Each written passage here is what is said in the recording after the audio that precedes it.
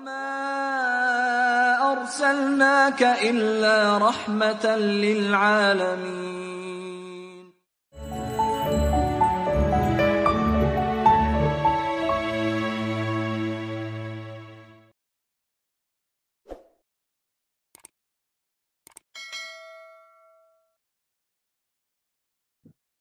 A'udzubillahi minasyaitonirrajim. Bismillahirrahmanirrahim. Alhamdulillahi rabbil alamin wal 'aqibatu lil muttaqin wala 'udwana illa 'alal zalimin. Asyhadu an la ilaha illallahul malikul haqqul mubin wa asyhadu anna Muhammadan 'abdullahi wa rasuluh al-mab'uts rahmatan lil alamin. Allahumma shalli wa sallim wa barik ala Muhammad wa ala alihi wa sahbihi ajma'in. Teman-teman, para peserta kajian Ramadan dan juga serta kajian i'tikaf Al-Ashrul Awakhir, 10 hari terakhir bulan suci Ramadan. Saya ingin menyapa teman-teman semuanya, sahabat-sahabat, dengan mengucapkan salam. Salamnya ahli surga. Ya. Assalamualaikum warahmatullahi wabarakatuh. Karena salam ini sangat penting. Ya. Salam itu adalah ibadah. Salam ini adalah doa. Da'wahum fiha subhanakallahumma wa tahiyyatuhum fiha salam. Wa akhiru da'wahum anil hamdulillahi rabbil alamin. Itu dalam satu ayat di dalam surat Yunus dikatakan demikian. Ya. Para penghuni surga senantiasa mereka menebarkan kedamaian. Ya. Dan syiar mereka di dalam surga adalah salam. Ya. Dan salam ini adalah ibadah serta doa. Salamun qawlan min rabbir rahim. Ya. Kemudian wa idza huyyitum bi tahiyyatin fahayyu bi ahsana minha. Lalu kemudian ada lagi ayat yang mengatakan tentang malaikat yang memberikan atau mengucapkan salam kepada para penduduk surga, terutama yang masuk ke dalam surga bersama keluarganya. Wal malaikatu yadkhuluna 'alaihim min kulli bab salamun 'alaikum bima sabartum fa ni'ma uqbad. Jadi luar biasa, ya. Salamnya orang Islam ini istimewa. Ya, dia adalah doa mengharapkan rahmat Allah, mengharapkan keselamatan, kemudian dia akan menjadi syiarnya para penghuni surga. Mudah-mudahan kita semua, ya, diizinkan Allah, ya, untuk mendapatkan surga Allah Subhanahu wa taala. Salam dan salam tak lupa kita sampaikan kepada junjungan kita baginda Rasulullah Muhammad serta seluruh keluarga, para sahabatnya, dan semoga tercurah limpahkan untuk kita semua pengikutnya hingga yaumil qiyamah. Amin ya rabbal alamin. Sahabat-sahabat, para peserta kajian Ramadan dan i'tikaf, ya, dan juga pemirsa Imania TV, Laboratorium Dakwah Pondok Pesantren Budi Mulia Yogyakarta. Malam hari ini kita akan mengkaji sedikit, ya, tentang ayat-ayat Allah, sunnatullah, ya, yang ada di alam semesta. Kita ketahui bersama bahwa Al-Quran ini adalah kitab yang diwahyukan oleh Allah Subhanahu wa taala. Rangkaian ayat-ayat, ya. Kenapa Al-Quran ini berisikan komposisinya itu adalah ayat dan surat? Ada filosofinya, ya. Ayat itu artinya tanda, signs. Ya, bukan sains, ya, tapi sign. S-I-G-N, sign, itu tanda. Ya, ayat. Kalau kita bicara tentang ayat, itu dia berarti suatu tanda, suatu monumen, suatu isyarat, ya. Kemudian juga satu rangkaian kata yang memiliki kekuatan, ya, kekuatan redaksi, redaksional, kekuatan makna, dan kebenaran. Itulah ayat Allah Subhanahu wa taala. Ya, ayat Allah ini di dalam Al-Qur'an banyak sekali diungkapkan dalam banyak konteks. Ya, kalau kita lihat ya Anda mudah sekali ya searching terutama para mahasiswa ini ya, buka Maktabah Syamilah. Tulis keyword ayatina. Ya, akan keluar. Ya, di situ hasil dari search engine-nya itu ada 33 hasil. Artinya 33 ayat. Di dalam Al-Quran yang menggunakan term ayatina, ayat-ayat kami, tanda-tanda kebesaran kami. Dan ini ayat-ayat ini maknanya sangat luas cakupannya. Dan konteksnya berbeda-beda. Ya. Misalnya, ya, kalau kita mulai dari urutan yang pertama, urutan mushaf, ya, itu surat Al-Baqarah 151, kama arsalna fikum rasulan minkum yatlu alaikum ayatina. Ya. Rasul di antara kalian yang membacakan kepada kamu ayat-ayat kami. Nah, dari konteksnya jelas, ayat-ayat yang dibaca oleh para rasul ini adalah ayat-ayat kitab suci. Ya, karena tugas utama seorang rasul adalah menyampaikan ayat, ya, menyampaikan tabligh in alayya illal balagh, ya, in alayka illal balagh, ya, senantiasa menyampaikan ayat-ayat itu. Jadi ayat-ayat dalam artian kitab atau ayat suci yang ada dalam kitab suci. Konteks lain misalnya dalam surat Al-An'am ayat 68. Wa idza ra'aital ladzina yakhuduna fi ayatina fa'rid anhum hatta yakhudu fi haditsin ghairi.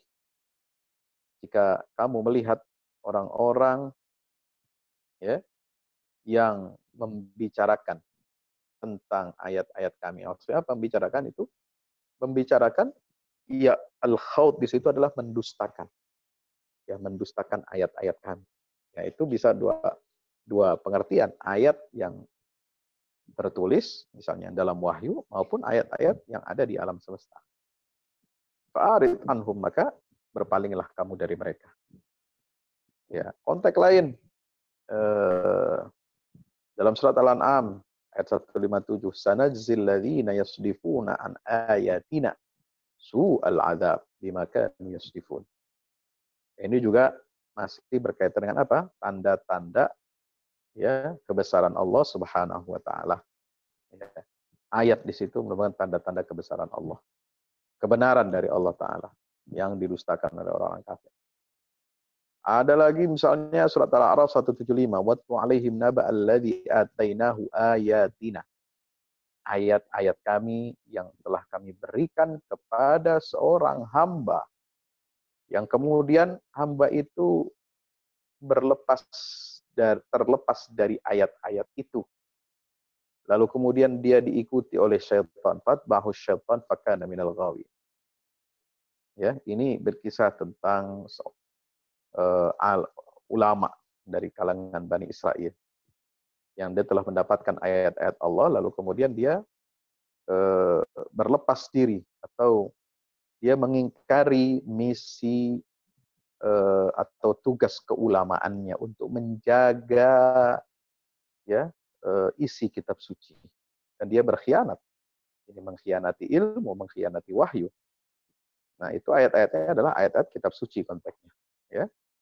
Ada juga ayat yang mengatakan idza tutla alim ayatuna qalu qad sami'na law nasya'u laqulna mithla hadza. Nah, ini rangkaian ayat Al-Qur'an yang diingkari oleh orang-orang kafir yang mereka mengatakan kami sudah mendengar ini. Ayat ini. Ya, kalau kami mau kita bisa mendatangkan atau membuat ya hal yang serupa. Ya, ayat serupa. In hadza illa satirul, mereka menuduh bahwa Al-Qur'an itu tidak lain adalah mitos-mitos, legenda-legenda dari masa lalu orang-orang terdahulu. Nah, itu termasuk banyak sekali. Ya, hampir mirip. Intinya apa? Dari beberapa ayat ini, saudara, teman-teman yang dirahmati Allah Subhanahu wa taala, itu ayat ini bisa bermakna dua, ya. Yaitu apa?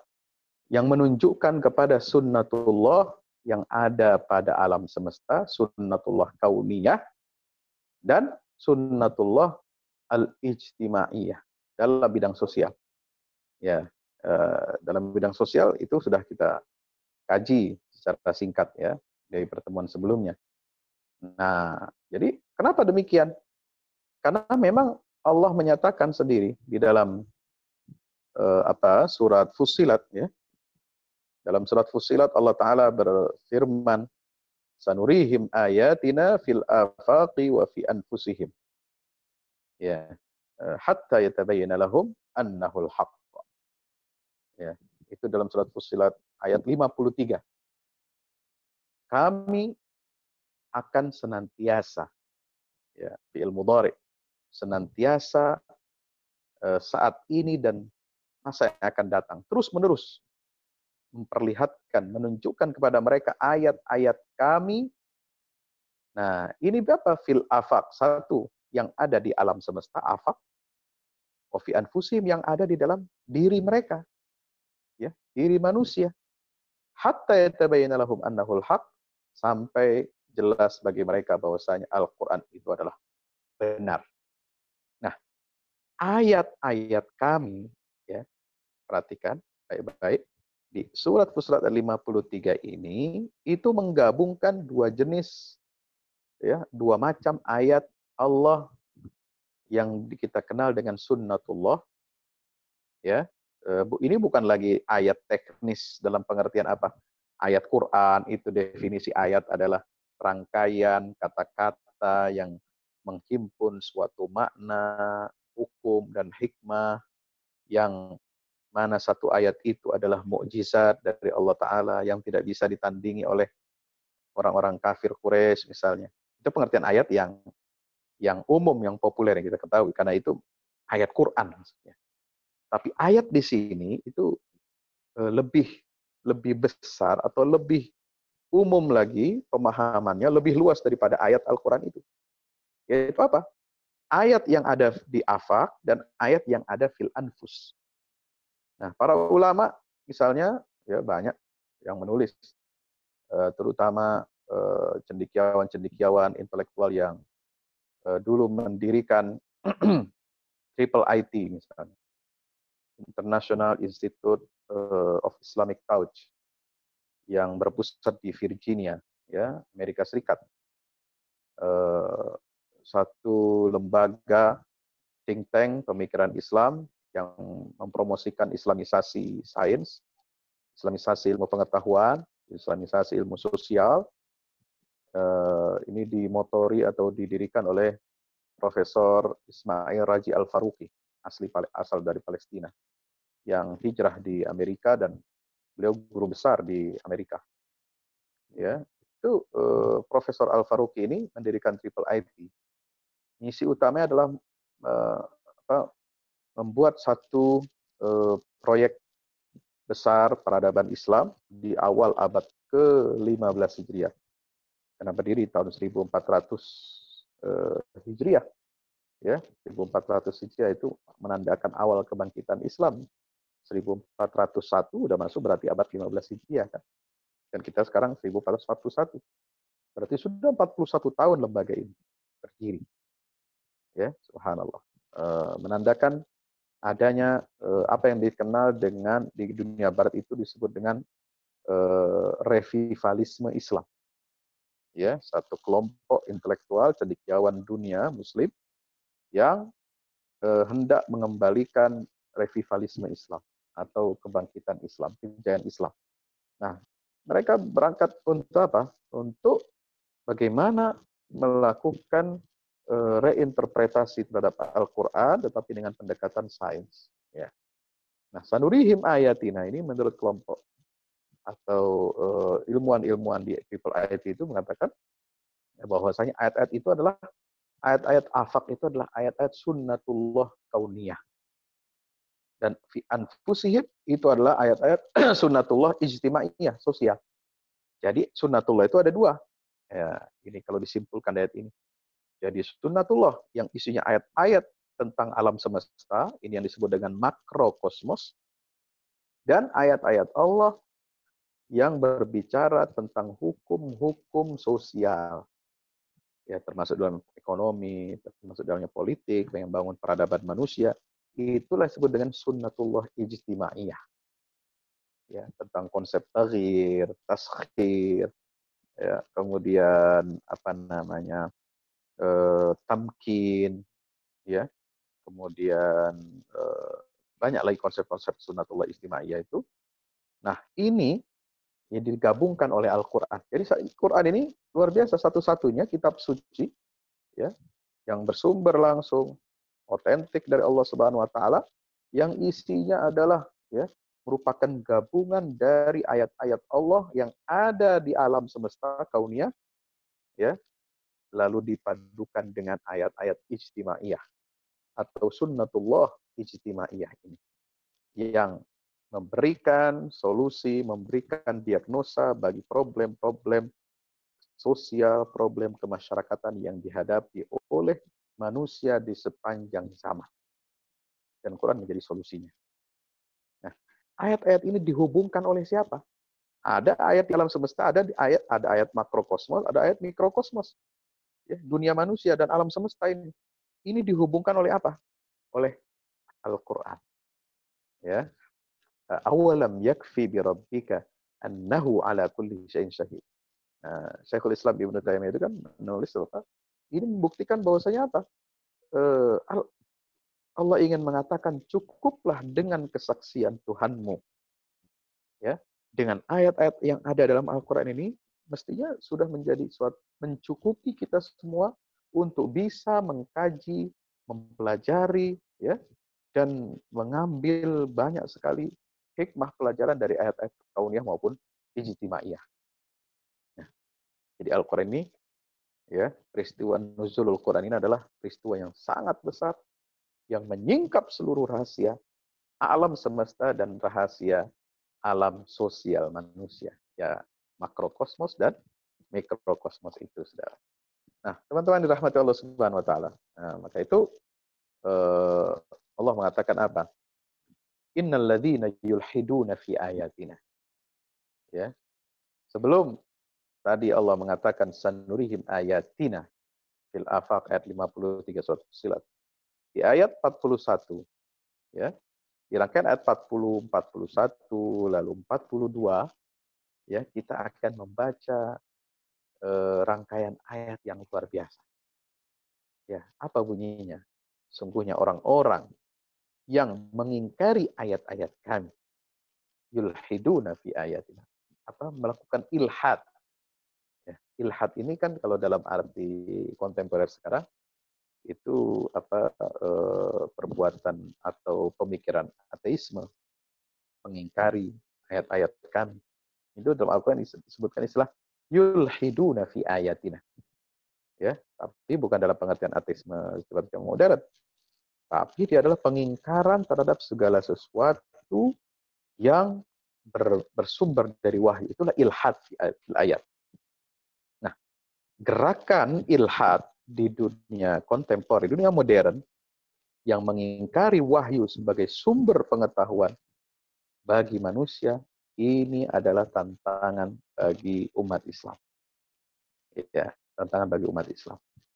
Karena kalau di Barat, mereka menentang wahyu, menentang Bible misalnya, ya, kemudian menuduh kitab suci atau Bible itu bertentangan dengan sains, ya itu hak mereka dan mereka sudah teliti itu, mereka wajar mengatakan itu karena menurut pembuktian mereka, ya hasil penelaahan mereka, ahli-ahli yang kritis terhadap Bible yang melahirkan suatu apa namanya karya suatu ilmu penafsiran teks Bible, kitab suci dalam Kristiani maupun Yahudi, ya karena Bible ini kan ada perjanjian baru. Yang lama itu Yahudi, Tauratnya, dan perjanjian baru itu ya Injil. Nah, itu melahirkan karya yang apa? Yang mengkritik kitab suci. Dengan kritik sejarah, dengan kritik teks, kritik budaya, kritik sosial, dan lain sebagainya. Karena mereka memandang bahwa yang disebut dengan Bible itu bukan kitab suci murni. bukan wahyu Tuhan murni 100%, tapi dia adalah ungkapan kata-kata yang ditulis oleh manusia yang seolah-olah menggambarkan spirit dari Tuhan, ya, yang melibatkan emosi, melibatkan kondisi sosial, penulis, pengarang Bible, dan melibatkan situasi-situasi yang khas pada masa itu, yang itu terbawa dalam alam pikiran para pribadi, dan itu bisa dibaca dalam tulisan-tulisan mereka yang disebut dengan Bible itu. Nah, kalau untuk Al-Quran tidak cocok dikatakan sama dengan Bible. Dan Al-Quran kata-katanya, redaksionalnya, ya, wordingnya, ya, wording itu apa ya? Redaksionalnya, ya, pengucapannya atau penulisan dan pembentukan katanya itu tidak ada unsur campur tangan manusia. Ya, apa kata Allah dalam surat apa itu? Ya, walau taqawwala alaina ba'd al-aqawil la akhadna minhu bil yamin thumma laqata'na minhu al-watin, ya, thumma laqata'na minhu al-watin fama bi ahadin minkum bihajizin. Sama ya itu. Itu dalam, kalau tidak salah, surat Al-Haqqah, ya. Surah 9 mungkin, ya. Ya, seandainya Muhammad itu, ya, membuat kata-kata sendiri, ya, lalu dinisbatkan kepada kami, taqawwala alaina ba'dal aqawil la akhadna minhu bil yamin, kami akan tarik, ya, tali ulat leher, ya, Muhammad itu, dan kami akan potong urat nadinya. Subhanallah, ya. Jadi diancam Rasulullah itu, la tuharrik bihi lisanaka lita'jala. Ya, ketika membaca Quran aja, ketika turun wahyu, kata Allah, jangan kamu gerak-gerakkan lisanmu, ya, untuk kau bersegera, ya, supaya tidak tidak confuse, tidak bercampur dengan bacaan yang dibawa oleh Jibril bersumber dari Allah Ta'ala. Ya, kamu dengarkan saja, inna alaina jam'ahu wa qur'anah. Ya, jangan sampai ada confuse, orang memahami ketika terjadi proses pewahyuan itu, ya, ada tercampur dengan kata-kata Muhammad atau bahkan dengan kata-kata Jibril alaihissalam. Nah, ini ditolak oleh Al-Quran. Ya, kemungkinan-kemungkinan itu ditolak oleh Al-Quranul Karim dengan menyatakan bahwa bagaimana sesungguhnya. Nah, disitulah tidak ada peran sama sekali bagi manusia dalam proses pewahyuan Al-Quranul Karim ini. Ya, subhanallah. Nah, itu yang terjadi, teman-teman, yang dirahmati. Makanya di situ dikatakan apa? Innalladzina yulhiduna fi ayatina la yakhfauna alaina. Orang-orang yang melakukan gerakan ilhad, kalau dalam kita kontekstualisasikan dalam kondisi saat ini, ya, termasuk dari zaman dulu, zaman Rasulullah, itu gerakan ilhad, menolak wahyu sebagai sumber pengetahuan manusia yang valid dan terjamin kebenarannya, itu sudah lama, sudah dilakukan oleh kaum musyrikin Makkah. Ya, diperparah lagi oleh kaum ahli kitab, ya, di Madinah. Diperparah lagi oleh munculnya orang-orang munafik yang sama juga menyebarkan ilhad fil ayat. Mereka itu, kata Allah, la yakhfauna alaina. Mereka tidaklah bisa bersembunyi dari kami. Ya. Kemudian apa kata Allah dalam ayat berikutnya? Innal ladzina kafaru bidzikr lamma ja'ahum wa innahu lakitabun aziz. Punya orang-orang yang mengingkari, ya, peringatan dari kami ini. Ketika datang kepada mereka peringatan itu, yaitu Al-Quranul Karim, Allah menegaskan dia, Quran ini adalah kitabun aziz. Ya. Mungkin kita baru ngeh ini kalau ada sifat Al-Quran kitab aziz. Ya. Nah, kitabun aziz, kitab yang mulia. Bukan hanya kitabun karim, kitabun hakim, uhkimat ayat, tapi kitabun aziz. Artinya apa? Berharga. Berasal dari kata apa? Izzah. Yang artinya adalah penjagaan dan perlindungan dari Allah. Ya, Quran ini dijaga, dilindungi oleh Allah. Ya, karena dia barang berharga, ya, turun dari Allah, pasti dijaga oleh Allah.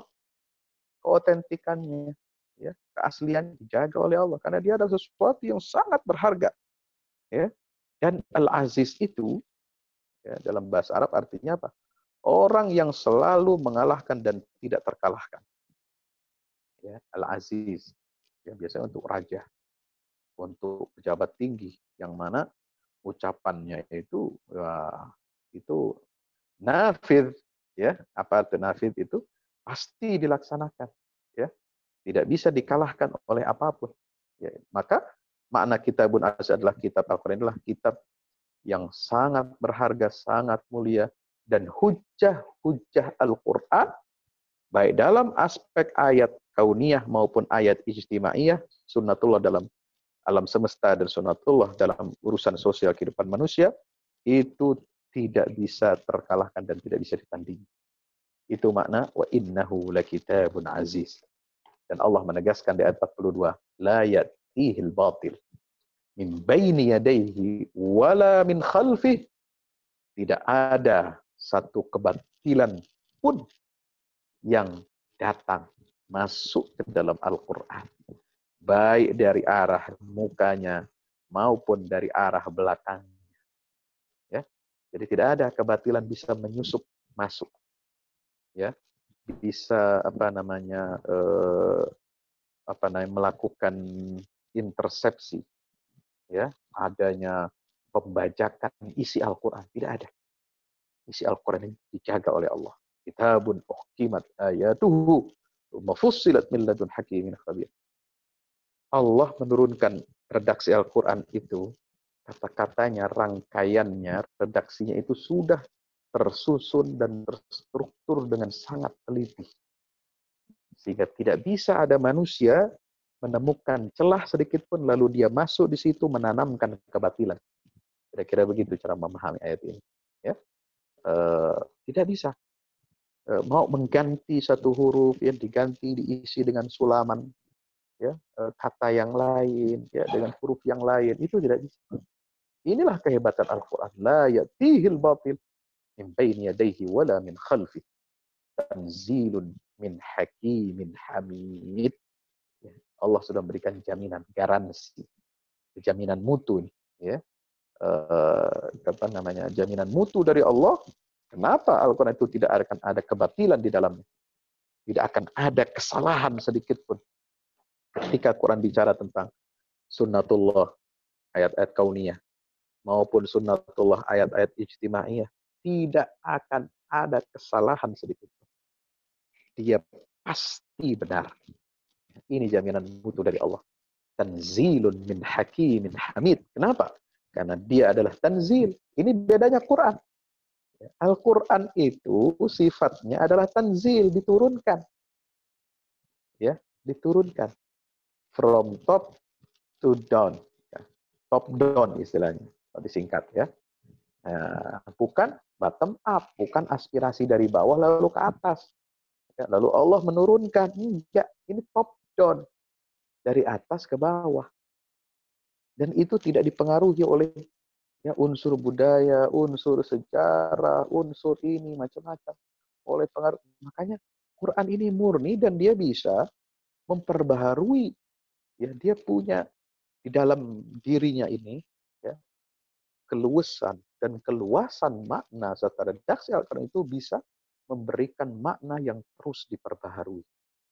Itu sesuai dengan ayat sanurihim. Kami akan terus-menerus memberikan, ya, memperlihatkan kepada mereka tanda-tanda kebesaran kami. Nah, inilah keistimewaan Al-Quran, tanzil. Ya, dia turun dari Allah. Min hakimin hamid, dari Allah, zat yang maha bijaksana, yang maha kokoh dalam memberikan keputusan. Ya, Allah memberikan keputusan ini dalam Quran luar biasa. Semuanya adil. Dalam perkara hukum, perkara waris, perkara keluarga, perkara sosial kemasyarakatan. Hukum Allah itu sangat bijaksana. Makanya dikatakan alaihissallahu bi ahkamil hakimin, itu untuk urusan akhirat nanti. Jadi nyambung. Keputusan Allah yang ada di dalam hukum sosial, ya, sunnatullah ijtimaiyah yang tahun kemarin, dengan ketetapan Allah dalam sunnatullah ya di alam semesta atau kauniyah ini sama-sama berkualitasnya, sama-sama kokohnya yang tidak bisa dirubah-rubah, saudara. Inilah keistimewaan wahyu. Ya. Wahyu itu bersifat tetap, final, dan mengikat, serta otentik dari Allah Subhanahu wa Ta'ala. Subhanallah. Nah, ini pijakan dasar kita memahami ayat-ayat sunnatullah kauniyah. Ya. Nah, ini pegangan harus kita pegang dulu nih dari awal ya. Ini epistemologinya. Ya. Ini dasar kita untuk memahami bagaimana sesungguhnya narasi Al-Quran ketika dia berbicara tentang hukum alam, hukum fisika, hukum astronomi, hukum tentang takdir Allah, tentang manusia, tentang penciptaan manusia, tentang asal muasal manusia, tentang bagaimana manusia harus menjalani kehidupannya di muka bumi ini, sampai kemana, apa tujuan dari akhir daripada hidup manusia ini, lalu kemana dia akan kembali, ini semua dalam satu rangkaian yang muhkam. Yang muhkam. Ya. Makanya dalam istilah Al-Quran itu apa?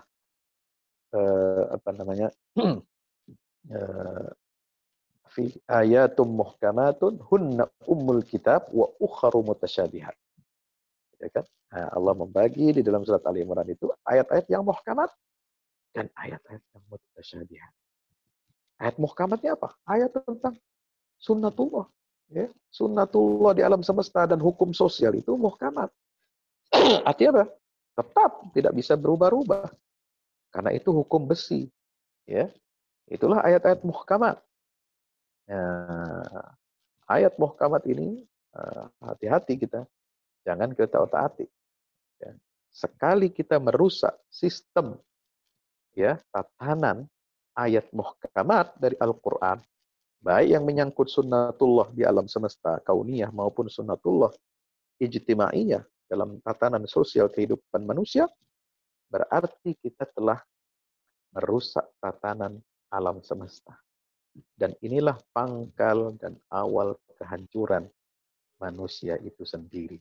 Nauzubillah, summa nauzubillah min dzalik. Nah, itu poin lain yang ingin saya sampaikan sedikit lagi. Saya tidak ingin panjang-panjang ya. Tapi Pak Ustadz ini tidak ingin panjang-panjangnya, itu saya sudah panjang. Ya, mohon maaf. Ya, memang beginilah ya kita cara memahaminya terus seperti itu. Tidak mudah memang menjelaskan ini.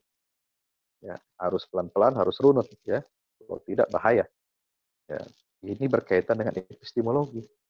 Bagaimana mendudukkan wahyu, bagaimana mendudukkan kitab suci, bagaimana mendudukkan hukum alam semesta, bagaimana hukum sosial. Ini harus runut ya. Mudah-mudahan udah kena ini. Nah, yang terakhir yang ingin saya singgung adalah metode ya, cara kita memahami ayat-ayat kauniyah ya. Al-Qur'an ya, ketika menyebutkan fenomena tentang alam semesta, tentang sunnatullah kauniyah, ayat-ayat yang luar biasa itu merupakan mukjizat dari Allah. Ya, itu diungkapkan dalam konteks petunjuk bagi manusia.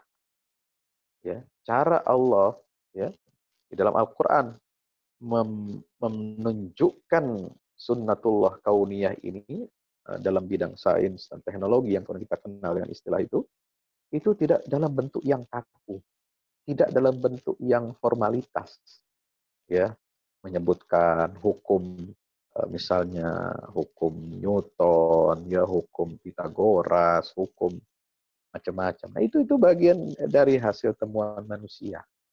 Tapi kesimpulan awal-awalnya ya akar-akarnya itu sudah dinyatakan dalam Al-Qur'an. Ketika orang menganggap bahwa bumi adalah pusat tata surya, ya, lalu menyalahkan teori yang menyatakan bahwa matahari adalah pusat tata surya di dunia barat, ini dianggap sebagai teori bid'ah dan kafir.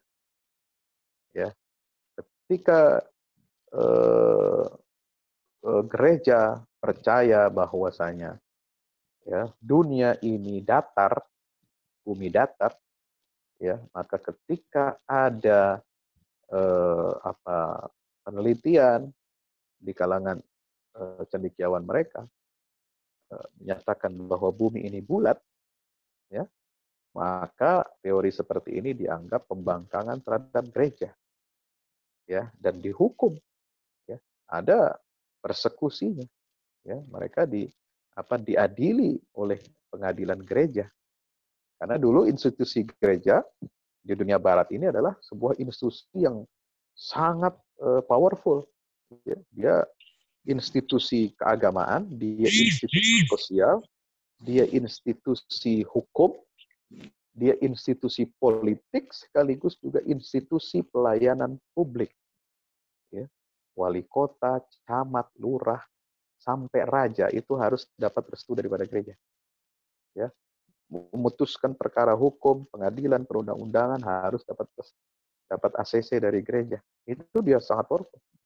Nah, tetapi problemnya ketika kitab suci itu, ya, ini kemudian mengalami banyak problem, ya, dan ditafsirkan sepihak, ya, ada penafsiran tunggal dan menolak penafsiran di luar tafsir tunggal gereja. Inilah yang menimbulkan reaksi keras dan pemberontakan intelektual dan pemberontakan sosial, politik, ekonomi dari kelas menengah, ya karena mereka diperlakukan secara zalim, ya termasuk dari kelas menengah ke bawah, ya mereka sudah muak dan ditambah dengan transfer ilmu pengetahuan filsafat dari dunia Islam, ya yang mencerahkan akal pikiran mereka, lalu kemudian mereka akhirnya melakukan pembangkangan terhadap gereja sehingga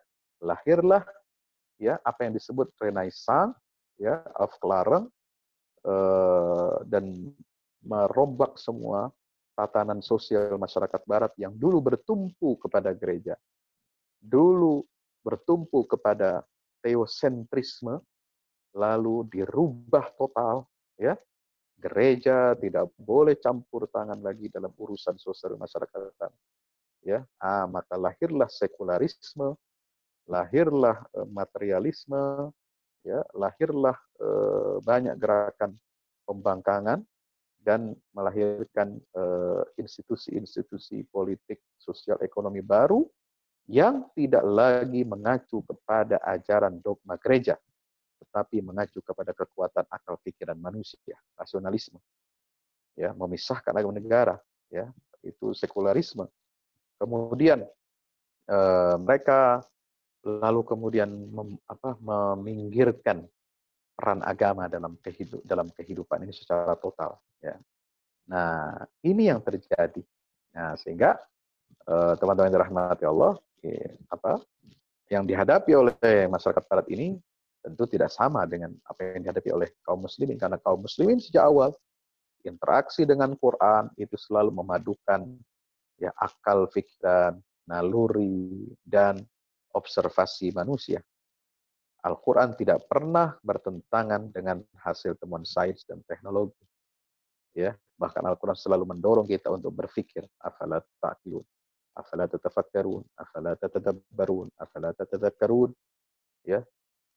Bahkan untuk mendorong ya manusia ini untuk menemukan kesejatian tauhid, ya. Nabi Ibrahim memberikan contoh bagaimana sikap kritis kita ketika menyikapi fenomena alam semesta. Lamma janna alaihi lailu ra'a kawkaba qala hadha rabbi falamma afala qala la uhibbul afili walamma ra'a الشمس بازغة رأى القمر بازغة قال هذا ربي فلما أفلت فإن لم يهدني ربي لأكونن من القوم الضالين فلما رأى الشمس بازغة قال هذا ربي هذا أكبر فلما أفلت قال إني وجهت وجهي للذي فطر السماوات والأرض حنيفا وما أنا من المشركين, ila akhiril ayat, ya. Itu memberikan contoh narasi yang kritis, Ya, Al-Quran mendorong kita justru untuk kritis, melihat fenomena alam semesta ini dan tidak pernah mengekang akal pikiran manusia. Lalu mendorong kita untuk tafakkur dan tadakkur, memadukan aspek spiritualitas dengan rasionalitas, ya, selalu memadukan antara aspek kalbu dan akal pikiran, ya, termasuk ya menerapkan sarana-sarana eh, kontemporer yang bisa membantu kita untuk menyelami hakikat sunnatullah baik yang kauniyah maupun yang istimaiyah. Dan terakhir itu adalah bagaimana Al-Quran ini ya memberikan satu kecerdasan bagi kita. Ya, orang yang hafal Quran, orang yang berinteraksi dengan Quran, otaknya diisi dengan chip Al-Quran.